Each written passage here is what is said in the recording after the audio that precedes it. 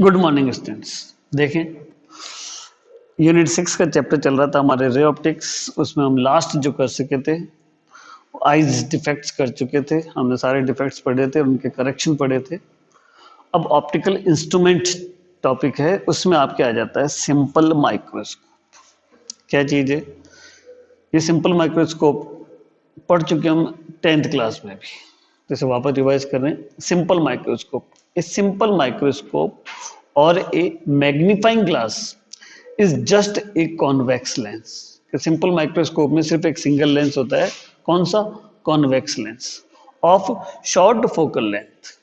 Principal किस principle पे work करता है देखा था हमने वहां पे कि when an object placed between, कहाँ रखा जाए उसे?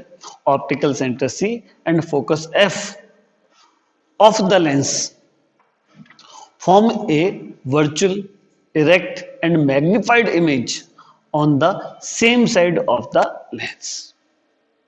ये दिख रहा है आपको? दिख रहा है कॉन्वेक्स लेंस है जिसकी फोकल लेंथ हमने स्मॉल एफ मान ली। ऑब्जेक्ट को हमने कहाँ रखा है?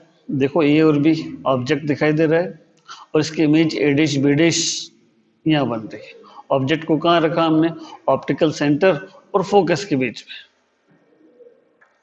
तो ऑप्टिकल सेंटर से ऑब्जेक्ट लेंस या ऑब्जेक्ट की distance small u, optical centre से इमेज की डिस्टेंस स्मॉल वी।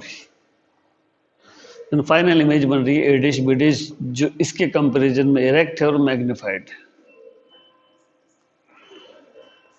जब उसे डी डिस्टेंस पे रखा जाए ऑब्जेक्ट को तो बनने वाला एंगल अल्फा, और जब हम इंस्ट्रूमेंट्स की सहायता से देख रहे हैं लेंस के कंपैरिजन में इसका जो एंगल है बीटा, ये दो एंगल हमारे सारे डेरिवेशन को फॉलो करेंगे।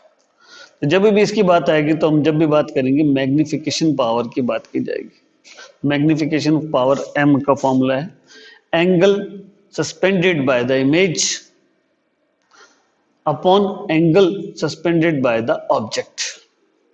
कब? जब उसे इंस्ट्रूमेंट की सहायता से नहीं देख रहे हैं। जब हमने खुली आंखों से ऑब्जेक्ट को देखा उससे एंगल एफ अल्फा, और जब ऑप्टिकल इंस्ट्रूमेंट की सहायता से देखा तो उससे एंगल बीटा। तो angle suspended by the image is beta, angle suspended by the image object is alpha.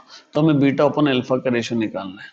For the small angle, angle small हो तो बीटा को 10 बीटा से रिप्लेस किया जा सकता है, अल्फा को 10 अल्फा से। देन मैग्निफिकेशन पावर का फॉर्मूला बन गया 10 बीटा अपॉन 10 अल्फा। ये tangent value of beta and alpha कहाँ से करेंगे? हमने ऊपर जो रे डायग्राम बनाया, पहले 10 अल्फा की बात करें तो परपेंडिकुलर अपॉन बेस लिखा जा सकता है ए बी अपॉन ए ओ। ऐसे 10 बीटा की बात की जाए तो इसे ए डिश सी अपॉन क्या ए dash B dash upon A dash सी लिखा जा सकता है। तो दोनों वैल्यूज को हम देखें, पहले हमने ट्रायंगल उठाया कौन सा? ए बी और सी। देखिए कहाँ है ट्रायंगल ए बी और सी। इसमें जब 10 अल्फा की बात की जाएगी तो ये बन जाएगा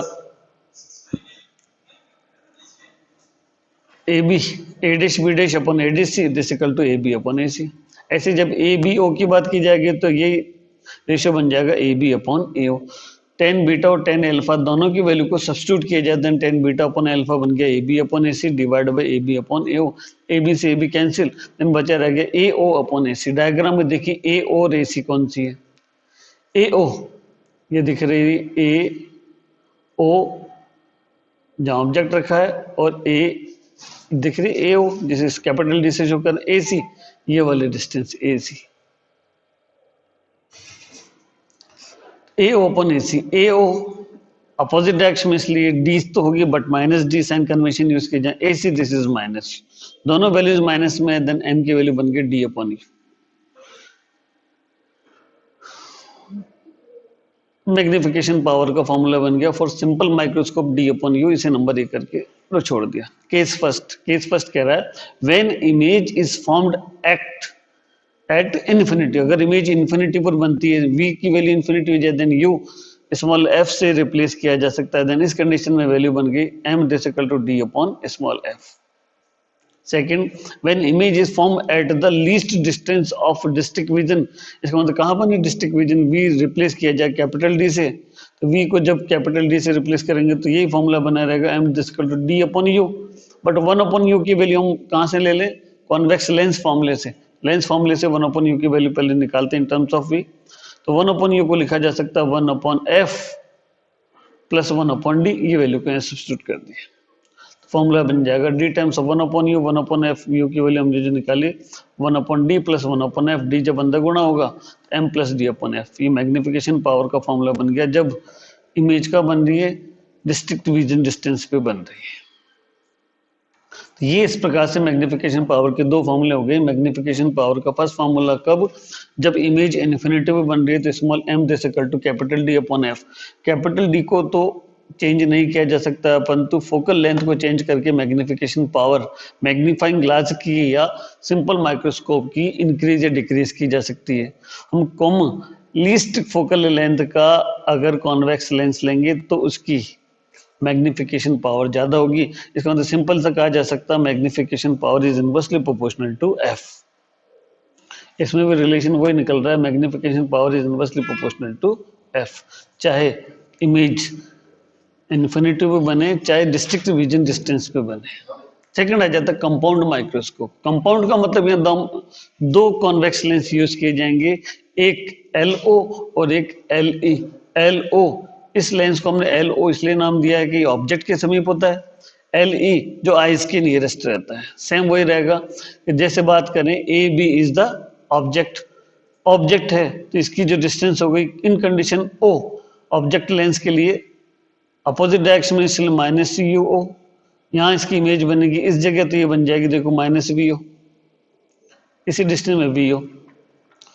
अब LE लेंस के लिए LO से बनने वाली इमेज ही एक प्रकार से ऑब्जेक्ट की तरह वर्क करेगी। तो ये जो इमेज है A', B', इस लेंस के लिए ऑब्जेक्ट की तरह वर्क करती तो कंप्लीट इसके कारण इमेज जो बनेगी A', B', जो कि इसके कंपेरिजन में लार्ज होगी और रियल होगी।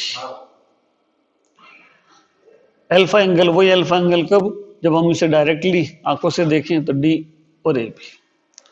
A compound microscope is an optical device used to see magnified image to teeny object। बहुत ही टीनी ऑब्जेक्ट्स को मैग्नीफाइड करके देखने के लिए कंपाउंड माइक्रोस्कोप यूज किया जाता है। कंस्ट्रक्शन कैसे बनता है, it consist of two convex lens. कौन कौन से, एक ऑब्जेक्ट लेंस और एक आइज लेंस। क्या कह रहा है, it consist of two convex lens of short focal length arrange coaxially at the end of two sliding metal tubes, जिससे कि फोकल लेंथ के बीच के डिस्टेंस को बढ़ाया घटाया जा सके। इसमें दो प्रकार के लेंस है, एक ऑब्जेक्ट लेंस जिसे ऑप्टिक भी कहा जाता है और एक आइज लेंस जिसे आईएसपी या ऑक्यूलर भी कहते हैं। देखें ऑब्जेक्टिव का मतलब क्या है, it is a convex lens of very short focal length. किसे रिप्रेजेंट कर रहे हैं, स्मॉल FO से, ऑब्जेक्ट लेंस की focal length and small aperture. It is positioned near the object be magnified, उस ऑब्जेक्ट के नियर रखते हैं जिसको मैग्नीफाइड करके देखना है। एक आईएसपी या ocular, it is a convex lens of comparably large focal length. Comparably means object lens के कंपैरिजन में आईपी की फोकल लेंथ ज्यादा रहती है। FE से represent large aperture from the objective। FE is greater than FO। It is present near the eyes। इसे eyes के nearest रखा जा सकता है। वापस वही मैग्नीफाइंग पावर का मतलब हो गया beta upon alpha. Short angle then beta replace by 10 beta and alpha replace by 10 alpha then m this equal to 10 beta upon 10 alpha. Diagram में देखें बीटा और अल्फा की वैल्यूज फाइंड आउट करें तो देखें, पहले बात करें बीटा की, तो बीटा की वैल्यू लिखा जा सकता है A' अपन A'। देखो ये बीटा की वैल्यू लिखेगा A' अपन A'। ऐसे 10 अल्फा की वैल्यू बात करें तो AB अपॉन ये डिस्टेंस, क्योंकि उल्टी ये कह रहा है इंस्टेंट, ये इस डायरेक्शन के अपोजिट डायरेक्शन में कैसे D की जगह -d साइन कन्वेंशन से ये बन गई AB upon -d। Then 10 beta upon 10 alpha की किया जाए तो रेसिप्रोकल करने पर A' upon A' into D upon AB। A' upon A', A', है बेटा, A' नहीं A' को -u देखें डायग्राम में, A' कौन सा ये रहा, A' और O' इसे रिप्लेस किया जा सकता -ue से, तो इसकी जगह हमने क्या रख दिया -ue। फॉर्मूला बन जाएगा m this equal to A' B' upon A B into D upon U, क्योंकि माइनस से माइनस कैंसिल हो गया। वापस आ रहा देखो डी अपॉन यू ही। चले अब आगे, ट्रायंगल देखिए ए बी ओ और ए डैश बी डैश ओ। देखो ए बी ओ, ये रहा ए B O, A B O और A dash B dash O similar triangle है। तो इसमें परपेंडिकुलर और बेस का ratio means A B upon A O, इसमें परपेंडिकुलर बेस का ratio A dash B dash upon O dash A dash एक दूसरे के सिमिलर रहेंगे। तो देखो लिख सकते हैं A dash B dash upon A B this equal to A dash O upon A O this equal to minus V O upon U. यहाँ दिख रहा है A dash B dash upon A B, से replace किया जाए तो minus V O upon U यहाँ रख दिया। फॉर्मूला बन गया magnification power m this equal to minus V O upon U into D time D upon you equation है। वही दोनों केसेस इस पे भी अप्लाई किए जाएं। कब? जब when final image is formed at distance of distinct vision। Final image eyes lens से बनने वाली कहाँ बने? Distinct vision. इसका मतलब V E replace by minus D. देखें फॉर ऑब्जेक्टिव लेंस हमने फॉर्मूला पढ़ा 1 upon V minus 1 upon U this equal to 1 upon F. यहाँ पे 1 वी की जगह माइनस डी सब्स्टिट्यूट कर दें तो 1 अपॉन यू ही लिखा जा सकता है 1 upon D plus 1 upon F. या 1 अपॉन डी आ रहा है कि देखो ये रहा आ रहा 1 अपॉन वी, 1 अपॉन यू ही रिप्लेस कर दिया तो हमने वैल्यूज रख दी। फॉर्मूला बन गया बेटा माइनस वी अपॉन यू पहले से बार था, D times of 1 upon D plus 1 upon F. इस डी को अंदर मल्टीपल किया जाए तो 1 plus D upon F. Equation number है। अब जब फाइनल इमेज डिस्टिंक्ट विजन पे बन रही। सेकंड वही when final image is formed at infinitive, infinitive v is infinitive then u is fe। इसको u को fe से रिप्लेस कर दें m this equal to minus V upon U D upon F. क्या कंक्लूजन निकलता है? Since object is very close to F O so U O this equal to F O and image A dash B dash is formed close to the eyes lens so V O is capital L. Capital L का length of the microscope tube. देखो क्या कह रहा है कि you ओ को F O से replace कर दो और वी ओ को एल से, दोनों वैल्यूज यहाँ करें तो M this equal to minus L upon F O into D upon F. Where L, L की वैल्यू क्या बन गई? क्योंकि ये आपने बोल दिया कि माइक्रोस्कोप ट्यूब की लेंथ है तो V O plus U. Note negative sign is in the expression. दोनों एक्सप्रेशन चाहे वो इन्फिनिटी पे बने चाहे वो डिस्ट्रिक्ट विजन पे बने, नेगेटिव साइन साथ चल रहा है। Negative sign in the expression for magnifying power indicate that, क्या नेगेटिव साइन क्या इंडिकेट कर रहा है? The final image formed in the compound microscope is inverted and real. Second, the magnifying power of a compound microscope will be very large if the focal length of objective and IP less are small and length of the tube of the microscope should be large। The end। यहाँ आपके खत्म हो जाता है ये chapter. कौन सा? Ray optics. Ray optics में कुछ टॉपिक मैंने बताए थे जो मोस्ट इंपॉर्टेंट रहेंगे। एक बार हल्का सा वापस रिवाइज करेंगे कौन कौन से टॉपिक हैं जो ज़्यादा इंपॉर्टेंट रहेंगे अगर चैप्टर की शुरुआत से चलें।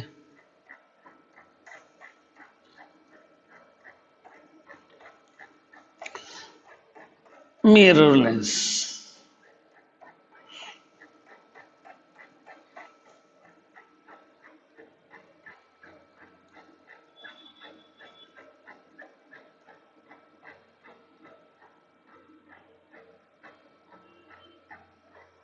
मैंने कहा था चैप्टर को हमने दो डिवाइड में किया है। Chapter number 9 ray optics, chapter number 10 वे ऑप्टिक्स। रे ऑप्टिक्स में हमने काफ़ी चीज़ें पढ़ ली, रिफ्लेक्शन भी पढ़ लिया, रिफ्लेक्शन के बाद हमने रिफ्रैक्शन भी पढ़ लिया, formation of image by mirror भी पढ़ ली, प्रिज्म भी पढ़ ली और लेंसेज भी पढ़ ली। रिफ्लेक्शन की बात करी जब हमने ITR पढ़ा था, TIR total internal reflection most important रहेगा। रिफ्रैक्शन की बात करेंगे, जब रिफ्रैक्शन की बात करेंगे तो इसमें प्रिज्म ज़्यादा इंपॉर्टेंट रहेगा एंड लेंसेज ज़्यादा इंपॉर्टेंट रहेंगे। फिर जब इंस्ट्रूमेंट की बात करी तो हमने एक तो पढ़ी थी आपके आइज में आइज डिफेक्ट मोस्ट इंपॉर्टेंट रहेंगे। देन आपने अभी जस्ट जो आज की हमने दो टॉपिक, एक सिंपल माइक्रोस्कोप और एक कंपाउंड माइक्रोस्कोप, क्योंकि टेलीस्कोप हट चुके हैं कोर्स से। यहाँ आपके चैप्टर नंबर 9 द एंड हो जाता है। नेक्स्ट क्लास में हम इसका part B wave optics start करेंगे। Thank you.